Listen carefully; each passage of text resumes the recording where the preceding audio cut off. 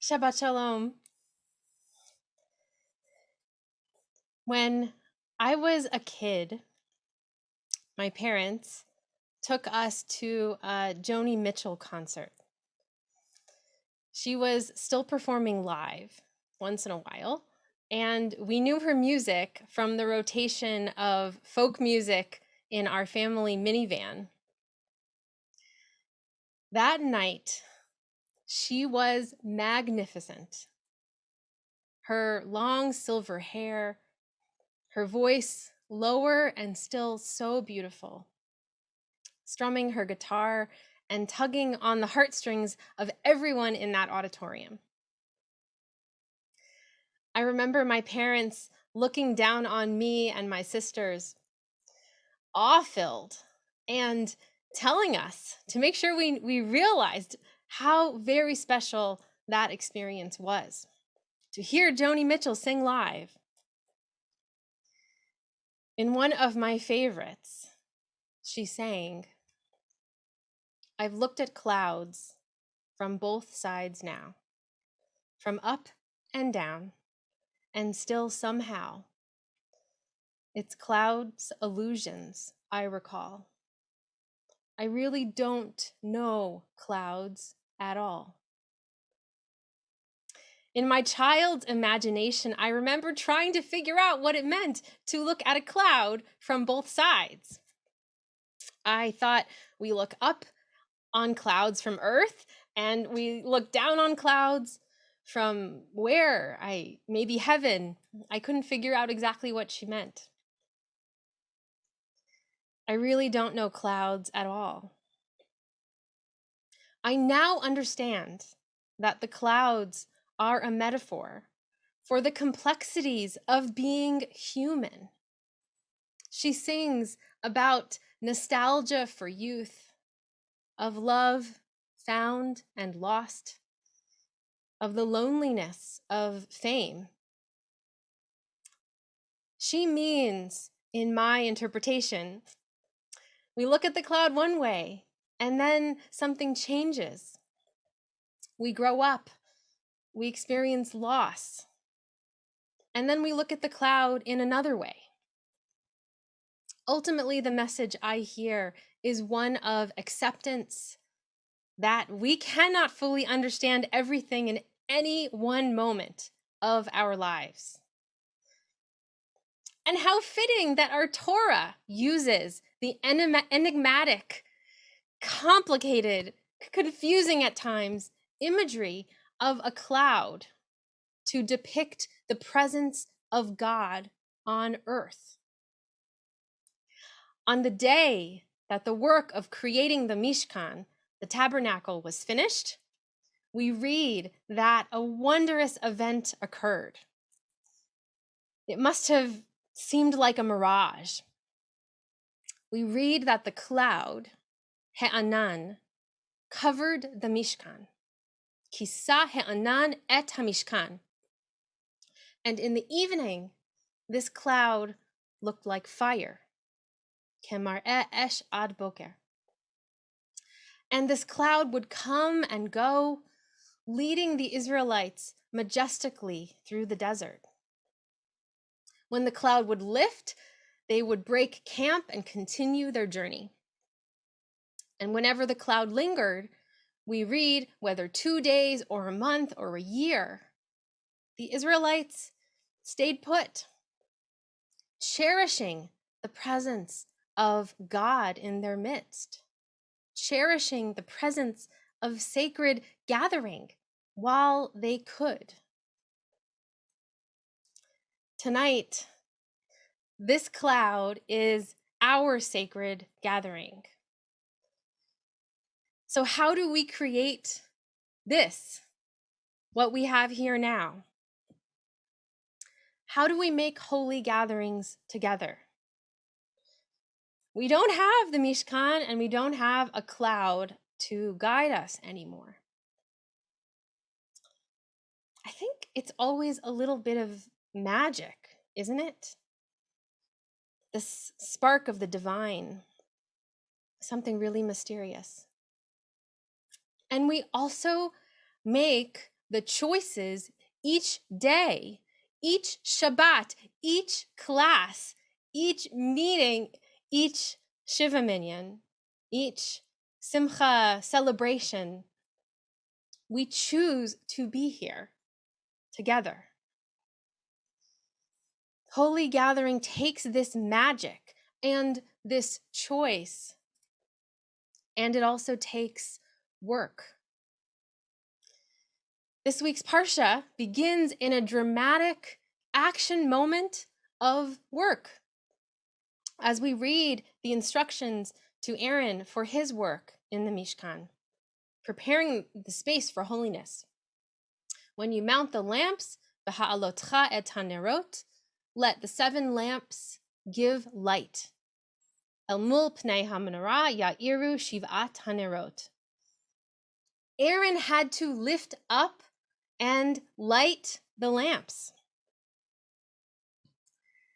We have lifted up and lit lamps together. We have built a place for divine presence on earth together. We have, you and I, we all have, over the past 3 years as one of your clergy and the past 8 years as a member of this community, we have created holy gatherings that have brought me enormous spiritual nourishment and warm, loving connection and curious, intellectual, beautiful conversations. My years here with you have been the magical stuff of life, leading me through the windy, sacred spirals of my path, and eventually to leadership and to my ordination as a rabbi this past Sunday. Even though we will say farewell soon, we can choose to keep each other in our memories. I will certainly keep you all with me.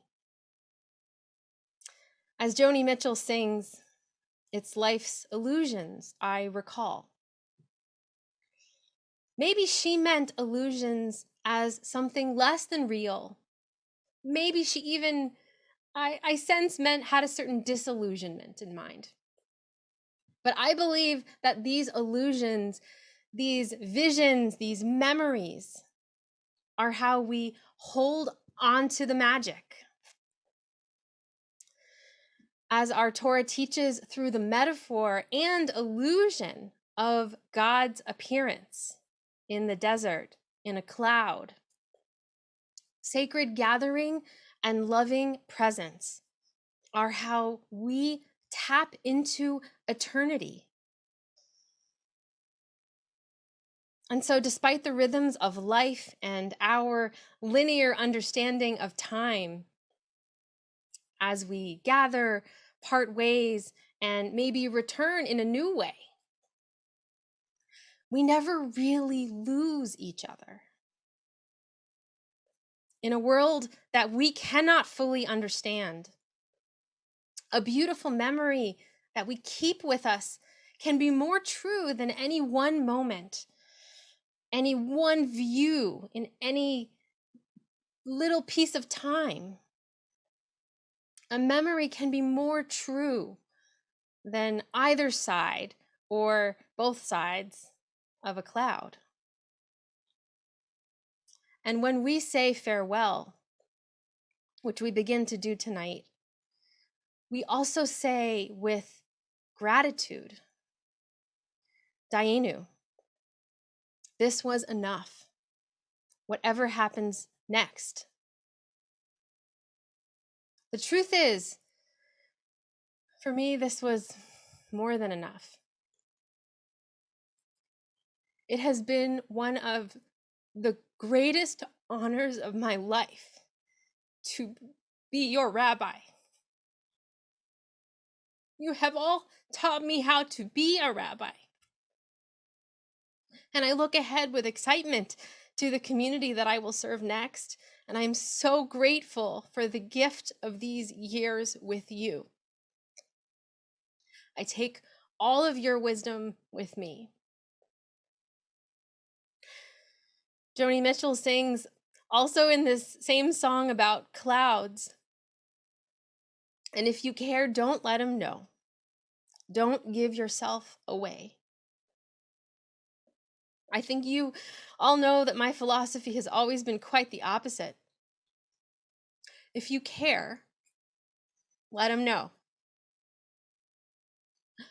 I will miss you. I wish I could split myself in two and stay, in the way we always wish all good things would never end. But like the changing of the seasons, although we might long for spring or summer to linger, we must trust and have faith that there are new joys ahead. Another bright spring, another sweet summer. I pray for and have abounding hopefulness that the year ahead will be filled with reunion and rejuvenation and renewal for all of us. You are certainly incredibly lucky to have this community, this clergy, this staff, this leadership, to have one another. Remembering and accepting the image in the Torah of the cloud that comes and goes. I remember and accept that I have been blessed these years. Wherever my path takes me, wherever your path takes you, I hope we meet again and bring down the clouds together one day. Farewell, my dear ones, and bless you all.